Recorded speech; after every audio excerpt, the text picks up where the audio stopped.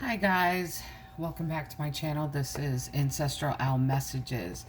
Now, this is part 2 to the Virgo Collective Twin Flame read. And the reason I made the part 2 is because there's something not right with the story. And it was the fluidity of the story that was off. So I'm going to explain this. Not only did it flip unexpectedly this way, like the two lines just, flipped on me. But after thinking about it, this is the beginning of the story. This is the second part. So I'm going to read it that way. I'm going to remove these two, and we'll get to them in a second, of where they fit into the story. So, now I'm going to say male, female. It's not gender specific. It's just to clarify which side is which. Now, you have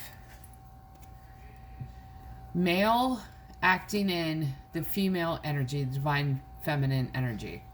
Now, I hope you can see this. My overhead bulb blew, so I'm going to have to replace it today.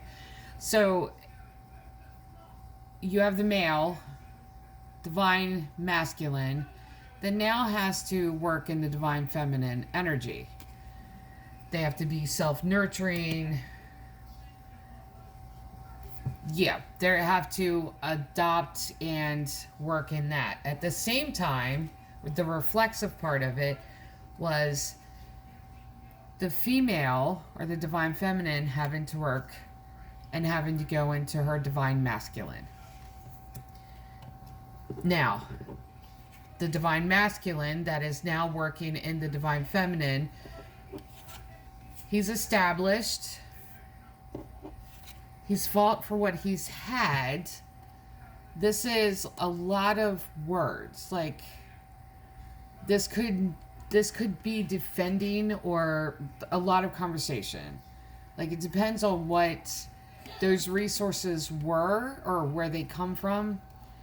But he was standing in his own as the emperor, even though he was working in that divine feminine and really adopting to that. Now, this is where the rest of the story comes in. Discontent with any offer that's come across his plate in a relationship sense. This is discontent. No one's fulfilling enough.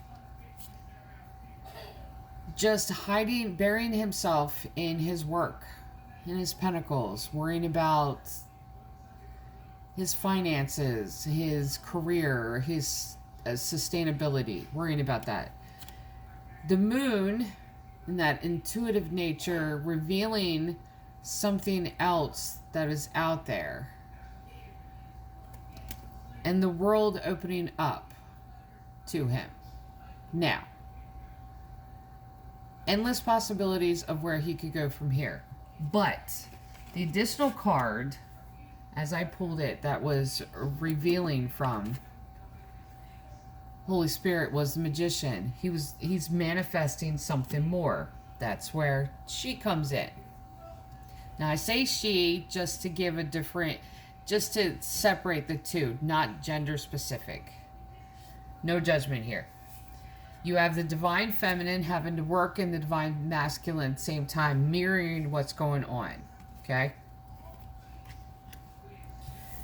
Knight of Wands, Eight of Wands, Knight of Swords.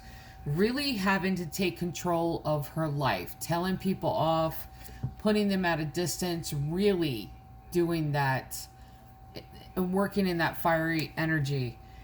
Then having to work in this air energy of action and putting thought into it and being her own salvation. Now, you go this way.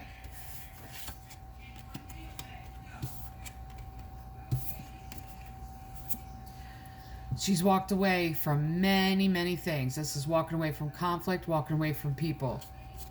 Because there is something fated along her road, and she knows that. Now this Wheel of Fortune card is mirroring the Eight of Pentacles. What's mirroring the moon was the King of Swords.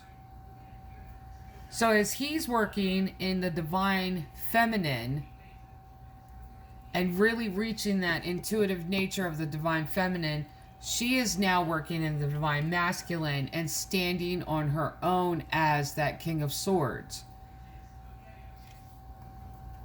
And where the world was on his side of it is the Ace of Cups on hers. She's ready to give that cup of love. She's ready to give, for her reflection, to her reflection.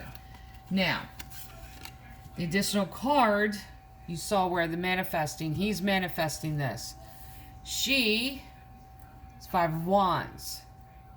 She's had to argue her way through it. There's more of a fight on her end than on his. His is mostly hiding himself in his work, being discontent with whatever is happening. He's standing in his own power. He has the world opening up to him. This is a mirror of one another. That's the reason I went back. It took me a minute to figure it out.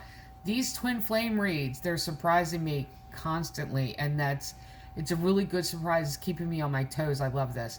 The 5 of Wands is like the 5 of Swords, winning at all cost, winning with her words. This is a fire energy.